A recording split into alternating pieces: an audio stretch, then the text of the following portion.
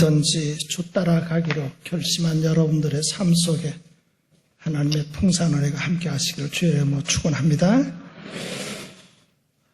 우리가 세상을 살면서 이런저런 물건들을 많이 사용하게 되는데 그 물건을 쓰면서 물건이 좋다, 물건이 나쁘다 하는 얘기를 많이 합니다. 여러분, 좋다, 나쁘다 하는 이 말이 뭐에 대한 평가입니까? 그건 질에 대한 평가입니다. 좋다, 나쁘다 하는 이런 평가는 수량과는 전혀 상관이 없습니다. 아무리 적은 숫자이지만 질이 좋으면 그 물건 좋다 그러는 거고, 수량이 아무리 많아도 질이 나쁘면 그 물건 나쁘다 그렇게 말을 합니다. 그런 의미에서 물건의 가치는 수가 아니라 질인 것입니다. 여러분, 그렇지 않습니까? 물건을 써보면 질이 나쁜 것 한 추럭보다는 질 좋은 한두 개가 훨씬 낫죠. 이런 평가는 사람에 대한 평가도 마찬가지입니다. 우리가 많은 사람과 관계를 맺고 또 접촉을 해보면 질 좋은 사람이 있는가 하면 질이 별로 안 좋은 사람이 있습니다. 제가 지금까지 살아오면서 또 목회 현장에서 목회하면서 많은 사람과 접촉하고 또 많은 사람과 관계를 맺으면서 절실한 한 가지 사실은 사람은 좋아야 된다 하는 것입니다. 근데 여러분, 우리가 예수 믿는 신자들로서 내 믿음의 질은 어떻게 평가할 수 있는가 하는 것은 매우 중요합니다. 어떻습니까? 여러분의 신앙은 질이 좋은 신앙입니까? 그저 그렇고 그런 신앙입니까? 예수 믿는 사람의 세계를 보면 그렇습니다. 다 같이 믿음을 시작했고 또 같이 한 10년 그 이상 교회 생활을 해왔는데 어떤 분은 질이 좋은 믿음을 가지고 있는가 하면 어떤 이는 질이 안 좋은 상태로 머물러 있는 것을 볼 때가 있습니다. 그래서 오늘 우리 각자가 자신의 믿음의 질이 어떤가를 점검해 보시고 오늘 말씀을 들으시면서 여러분의 믿음이 다 질 좋은 믿음으로 변화되거나 또는 질 좋은 믿음을 갖게 되기를 주님의 이름으로 축원합니다. 첫째, 질 좋은 믿음은 자기가 직면한 어려움이 어떤 것이든지 극복해 가는 믿음인 것입니다. 오늘 본문의 주인공인 맹인 거지 바디메오는 불행한 인간의 대명사입니다. 46절 보면 그들이 여리고에 이르렀더니 예수께서 제자들과 허다한 무리와 함께 여리고에서 나가실 때에 디메오의 아들 맹인 거지 바디메오가 길가에 앉았다 그랬습니다. 여기 보면 이 사람이 겪는 불행은 모든 게 다 하나하나 참 힘든 것들이었습니다. 이 사람은 먼저 병에 시달리고 있는 사람입니다. 병은 알아보면 절감하는 것이지만 참 병은 힘든 것입니다. 근데 병을 앓지만은 이 병이 고칠 수 있는 병이다 그러면 좀 다행스러운데 고칠 수 없는 병은 너무너무 불행하죠. 근데 이 사람은 맹인입니다. 날 때부터 생태적으로 맹인으로 났는지 아니면 살다가 중간에 실명을 해서 맹인이 됐는지 그건 알 수 없습니다만은 어쨌건 분명한 것은 현재 이 사람은 전혀 치료 불가능한 맹인이었습니다. 이 사람은 아예 시력을 잃어버리고 한평생 죽을 때까지 어둠의 세상을 살아야 되는 그런 사람. 자기는 이제 고친다는 것은 전혀 희망이 없는 사람입니다. 거기에다가 맹인 바디메오는 거지라 그랬습니다. 여러분, 가난이라는 게 얼마나 서러운 겁니까? 가난하게 살아보지 않고 가난하다고 서러움 겪어보지 않은 사람은 가난의 서러움이 얼마나 힘드는지 실감할 수 없을 것입니다. 가난하게 살다 보면 보통말도 보통말로 들리지 않는다 그러지 않습니까? 가난하면 친척들도 좋아하지 않습니다. 가난하면 친구 사귀는 것도 쉽지 않습니다. 그래서 가난은 참 괴로운 건데 가난이 그렇게 고통스러운 것이지만 오늘 이 본문에 나오는 이 사람은 가난이라는 말 자체도 사치스러울 정도로 거지입니다. 아무리 가난하더라도 그래도 철 바뀌면 하나쯤은 갈아입을 옷이 있는데 이 사람은 사시사철 한 가지 옷으로 사는 것입니다. 가난한 사람은 밤이 되면 그래도 잠잘 사글세방이라도 있고 아침 먹었으면 점심 먹을 끼니도 있지만은 이 사람은 그거 하나 없습니다. 여기 맹인 바디메오는 거지가 되어 있는 것입니다. 그리고 맹인 거지 바디메오라는 사람의 불행은 거기서 끝나지 않습니다. 고독이라고 하는 불행과도 싸워야 하는 사람입니다. 여러분, 혼자 있는 고독이라는 게 얼마나 힘듭니까? 오죽하면 견딜 수 없는 고독이라는 말을 쓰겠습니까? 근데 여기 나오는 이 바디메오를 보세요. 못 고치는 병에다가 누구도 가까이 해주기를 꺼려하는 거지에다가 아무도 없이 홀라 사는 외로운 인간. 한마디로 말하면 인간이 가질 수 있는 불행을 몽땅 가지고 있는 사람이 바로 이 사람입니다. 그런데도 이 사람 봐보세요. 오늘 본문에 보면 이렇게 불행을 한 몸에 다 지녔지만은 지금 예수님을 만나는 이 순간은 예수 믿는 믿음에서 물러서지 않습니다. 그래서 어떤 믿음이 질 좋은 믿음인가 하면 온갖 불행을 다 극복해내는 믿음. 자신에게 어떤 어려움과 불행이 닥쳐와도 이겨내는 믿음. 바로 이 믿음이 질 좋은 믿음임을 믿으시기 바랍니다. 반대로 질이 나쁜 믿음은 자신에게 어떤 불행이 닥치면 이겨내지를 못하는 것입니다. 이 점에 있어서 극명의 대조를 이루는 사람을 꼽는다면 욥과 그의 아내를 꼽을 수 있죠. 우리 성경책 갖고 계시면 욥기 한번 찾아보십시다. 좀 많은 구절을 읽기 때문에 쳐다보시는 게 좋겠어요. 구약 761페이지쯤에 있을 겁니다. 1장 보시면 1절 우스 땅에 욥이라 불리는 사람이 있었는데 그 사람은 온전하고 정직하여 하나님을 경외하며 악에서 떠난 자더라. 그에게 아들 7이요 딸 3이 태어나니라. 그의 소유물은 양이 얼마요?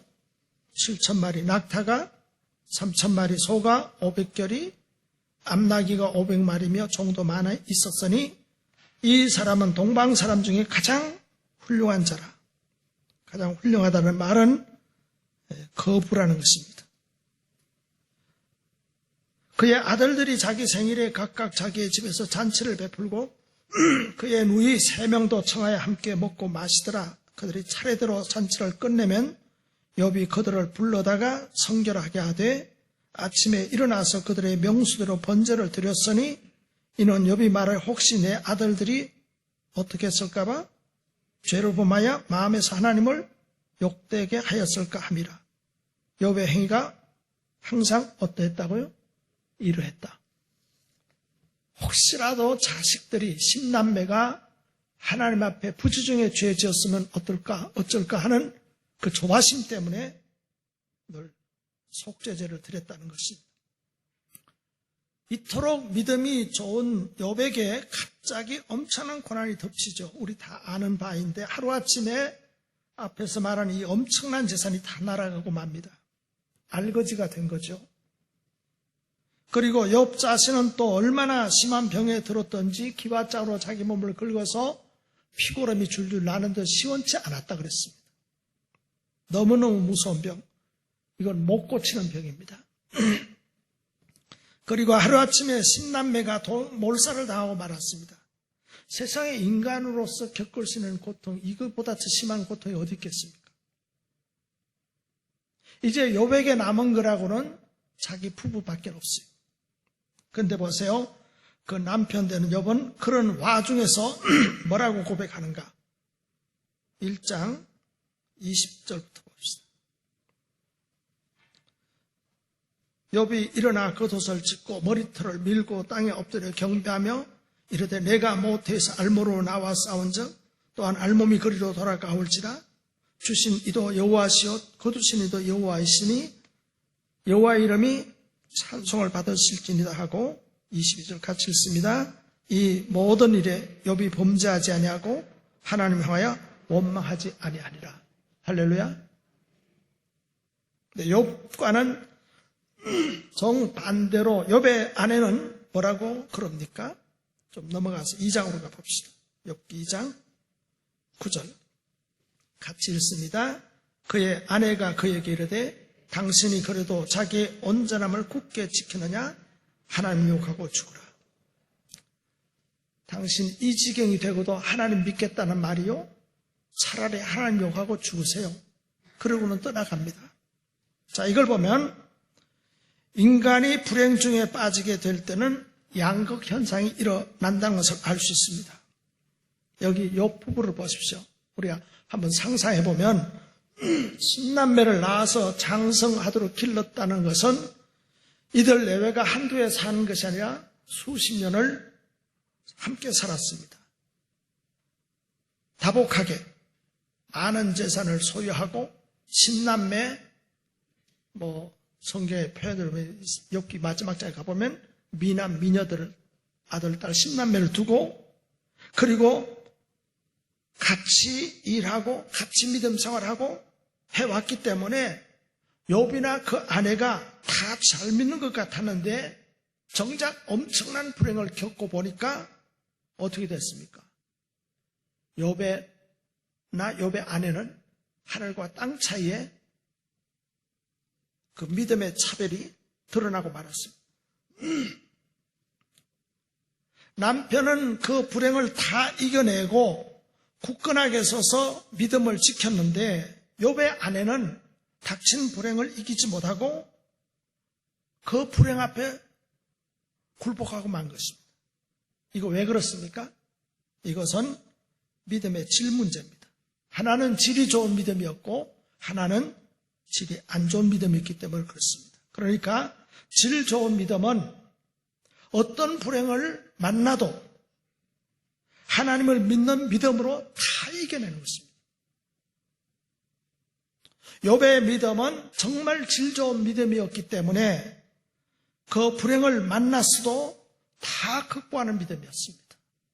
저는 저와 여러분이 어떤 불행을 만난다 하더라도 앞으로 믿음으로 극복하는 질 좋은 믿음의 소유자들이 되시기를 주님의 이름으로 축원합니다. 두 번째로 질 좋은 믿음은 기도하는 믿음입니다. 모든 물건들이 질이 좋은 것과 질이 안 좋은 것으로 구분되듯이 신자도 질이 좋은 신자가 있고 질이 안 좋은 신자가 있어요. 근데 질이 좋은 믿음의 사람들에게서 발견할 수 있는 공통점이 뭐냐면 다 기도의 사람들이었습니다. 본문에 등장하는 이 맹인 바디메오의 독특한 점을 꼽는다면 그도 기도의 사람이었다는 것입니다. 이제 다시 우리 마가복음 10장으로 돌아와서 욥기에서 10장으로 돌아와서 10장 47절에 보면 그의 기도가 나오는데 나사렛 예수시란 말을 듣고 소리질러 이르되 다윗의 자손 예수여 나를 불쌍히 여기소서 하거늘. 여기 보면 바디메오의 기도는 제대로 된 신앙에 근거한 고백으로 기도를 하고 있습니다. 제가 46절 끝부분하고 47절 다시 읽겠습니다. 잘 들어보시고 또 잘 보시고 묻는 말에 한번 답을 해보세요. 맹인 거지 바디메오가 길가에 앉았다가 나사렛 예수시라는 말을 듣고 소리질러 이르되 다윗의 자손 예수여 나를 불쌍히 여기소서 하거늘. 지금 바디메오가 길가에 앉아 있습니다. 사람들이 웅성웅성하니까 묻습니다. 누가 지금 지나가는 거요? 그랬더니 거기 지나가는 사람들이 누가 지나간다고 말을 했습니까? 나사렛 예수가 지나간다 그랬습니다. 그런데 바디메오가 예수님을 향해서 소리 지를 때는 뭐라고 불렀습니까? 다윗의 자손 예수여 했습니다. 그러니까 들은 말하고 입으로 하는 말이 달랐습니다. 들은 말은 나사렛 예수였는데 입으로 부르짖은 것은 다윗의 자손 예수여 이렇게 외친 것입니다. 여러분, 다윗의 자손 예수라는 말과 나사렛 예수라는 말이 비슷한 것 같지만 사실은 이 말은 하늘과 땅 차이입니다. 제가 그 설명을 드리면 나사렛 예수라는 말은 나사렛 출신 예수, 또 다른 말로 말하면 인간이신 예수, 자연인 예수, 그 뜻밖에 없습니다. 그러나 다윗의 자손 예수여라는 말은 하나님께서 만민을 구원하기 위하여 보내주신 구세주, 나를 구원해 주시기 위한 그리스도 예수, 이 고백을 하는 것입니다. 그러니까 지금 다른 사람은 수많은 사람이 예수님을 따라다니고 있지만은 예수님을 어떻게 보았는가 하면 그저 인간 예수, 자연인 예수로 보았지만은 이 바디메오는 그게 아니라 바로 저분은 예수, 나의 구원자, 구주이십니다. 이 고백을 하는 것입니다. 그러니까 기도가 제대로 된 기도가 되려면 내가 기도할 때 기도를 들으시는 그 상대가 누군지에 대한 신앙 고백이 제대로 되어 있어야 바른 기도를 할 수 있는 겁니다. 이 바디메오는 예수님에 대한 확신을 가지고 지금 부르짖는 거예요. 그리고 이 바디메오의 기도는 한 걸음 더 나가죠. 48절 보면 많은 사람이 꾸짖어 잠잠하라되 그가 더욱 크게 소리질러 이르되 다윗의 자손이여 나를 불쌍히 여기소서 하는지라. 이제 말씀드린 대로 바디메오는 자기에 대한 인식과 주님에 대한 확신이 있었기 때문에 그 기도가 간절할 수밖에 없어요.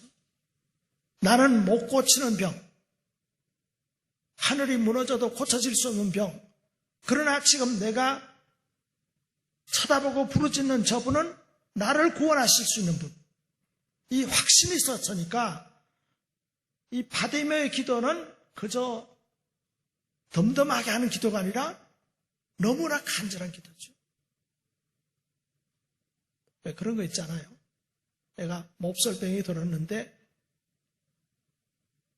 누구 소개받아 간 그 의사는 자기가 앓고 있는 이런 병을 많이 고쳐본 경험이 있는 실력자라고 확신하고 이분이 내 병도 고칠 수 있다는 확신이 있으면 어떻게 하죠? 바짓가랑이라도 잡고 살려달라고 호소하잖아요. 이 바디메오는 이 기회를 놓칠 수 없다는 겁니다. 그래서 호소하죠. 근데 그럴 적에 예수님을 따라다니는 수많은 사람들이 어쩌면 하나같이 바디메오를 꾸짖고 말리면서 어느 한 사람도 바디메오 편을 들어주는 사람이 없어요. 이상하죠?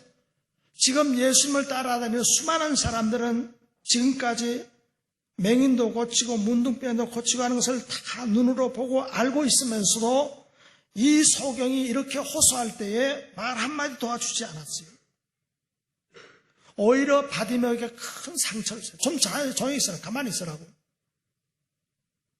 우리 식으로 떠들지 말고 좀 조용히 있으라고. 그 마음에 얼마나 상처가 됐겠어요. 근데 그때 이 바디메오에게 상처를 준 사람이 누구들이라고요? 요즘식으로 말하면 예수쟁이들이 오히려 상처를 줬어요. 그런데 바디메오를 보십시오. 그때 바디메오가 길을 막고 나오는 그 사람들하고 한판 싸울 수도 있겠지만은 그렇지 않고 너희들이 뭐라고 찌끄러든 말든 내가 상대할 이는 너희가 아니라 저기 예수님이시다. 그래 그가 너희가 그러려면 그러라. 내가 상대할 대상은 너희가 아니라 예수님이라 하면서 소리를 지르는 것입니다. 그러므로 여러분 이걸 기억해야 됩니다. 우리가 은혜 받을 때가 되면요. 나 기도 생활 잘 하라고 내버려 두지 않는다는 것을 기억해야 됩니다. 혹시 이 자리에 내가 믿음 생활하고 내가 기도 생활을 하려고 할 적에 혹 나를 가장 위해 주어야 될 남편이나 아내가 오히려 괴롭히지 않았습니까? 가까이 있는 어떤 사람들이 주변 사람들이 괴로움을 주지는 않았습니까? 그러나 여러분 그렇게 나온다고 그들하고 맞상대해서 싸우지 마시고 여기 바디메오처럼 주님만 상대로 해서 기도하시기 바랍니다. 내가 마음의 상처를 받을 때는 바로 그때가 주님께 기도할 시간이고 내가 상처를 받는 곳이 있으면 바로 상처받는 그곳이 내가 기도할 장소라는 걸 기억하시고 여러분 주님 앞에 부르짖으시기 바랍니다. 조금만 어려움이 있다고 핍박이 있다고 낙심하는 질 안 좋은 믿음 갖지 마시고 핍박이 있을수록 더 크게 부르짖고 열심히 나갈 수 있는 질 좋은 믿음의 사람들이 되시기 바랍니다. 여기 보십시오. 바디메오가 주위 사람들의 방해도 불구하고 부르짖었더니 드디어 기도 응답이 떨어졌지요. 49절 51절 보면 예수께서 머물러 서서 그를 부르라 하시니 그들이 그 맹인을 부르며 이르되 안심하고 일어나라 너를 부르신 다음에 같이 읽습니다. 맹인이 예수께서 말씀하여 이르시되 내게 무엇을 하여 주기를 원하느냐 같이 읽습니다. 맹인이 이르되 선생님이여 보기를 원하나이다. 이 정황을 조금 이렇게 연상해 보면 처음에 맹인이 주님 앞에 안타깝게 자기 문제를 놓고 부르짖을 때 주님께서 얼마나 그냥 가셨는지 모르고 그냥 못 들은 척하고 가신 것 같아요. 우리가 우리 문제를 놓고 기도할 때 어떤 때는 주님께서 그냥 지나가는 것처럼 안타까울 때가 있기는 합니다만 그러나 이 사람이 낙심하지 아니하고 계속 기도하니까 마침내 응답이 되고 상황이 완전히 싹 바뀐 것처럼 우리도 기도하게 되면 어떤 때는 답답한 시간이 지속될 수도 있지만은 그래도 계속해서 기도하면 하나님께서 우리의 상황을 들으시고 역사하실 줄로 믿습니다. 그래서 이런 기도의 맛을 들인 사람은 누가 나보고 기도하지 말라면 차라리 날 죽으라 그래라 이렇게 말하는 것입니다. 질 좋은 사람, 질 좋은 믿음의 사람은 기도 안 하면 죽는 줄 알고 기도 없이는 결코 하루를 시작하지 않는 사람들인 것입니다. 그래서 여러분의 믿음이 질이 좋은지 나쁜지는 금방 체크할 수 있어요. 내가 기도 안 하고도 하루를 거뜬하게 살고 한 달을 거뜬하게 살면 그 믿음은 질이 안 좋은 믿음이에요. 그렇죠? 나는 한순간도 기도 안 하면 못 사는 그런 사람의 믿음이라면 여러분의 믿음은 질 좋은 믿음인 줄로 믿습니다. 저는 여러분 모두가 질 좋은 믿음의 소유자가 되시고 특별히 남은 생을 사시는 동안에 질 좋은 믿음으로 성숙되어지기를 주님의 이름으로 축원합니다. 두 가지 말씀드렸는데 기억하고 계신지 모르겠는데 질 좋은 믿음은 어떤 믿음이라고요? 이게 확인을 안 하니까 다 까먹고 질 좋은 믿음은 자기가 겪는 어려움을 극복하는 믿음. 두 번째로 질 좋은 믿음은 기도하는 믿음. 하도 기도는 많이 강조하니까 잘 기억하세요. 세 번째로 질 좋은 믿음은 예수님을 닮아가는 믿음이 질 좋은 믿음입니다. 52절 마가복음 10장 52절 같이 읽습니다. 예수께서 이르시되 가라 내 믿음이 너를 구원하였느니라 하시니 그가 곧 보게 되어 예수를 길에서 따르니라. 여기 따른다는 말은 아코로데오라는 말인데 단어인데 이 뜻의 원래 의미는 닮는다 그런지. 너희가 나를 따라갈 때는 너희가 나를 닮아라. 그 말하고 같은 것입니다. 지금 이 사람이 질 좋은 믿음이라고 평가받을 수 있는 것은 자신이 구원받았다는, 자기가 병에서 자유함을 얻었다는 확신이 서자 그 자리에서 예수님을 따랐다. 예수님을 닮아갔다는 것입니다. 여러분, 사람 사는 원리가 그렇잖아요.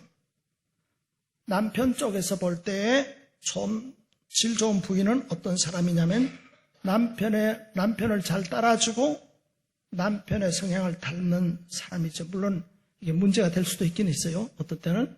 그러나 어쨌건 좋은 부부는 둘이가 서로 닮아 하나가 되는 데 있는 겁니다. 여러분 그렇잖아요. 처녀총각이 전혀 모르는 사이인데 어떻게 만나서 결혼을 했다. 결혼식 마치자마자 둘이가 하나 됩니까? 아니죠.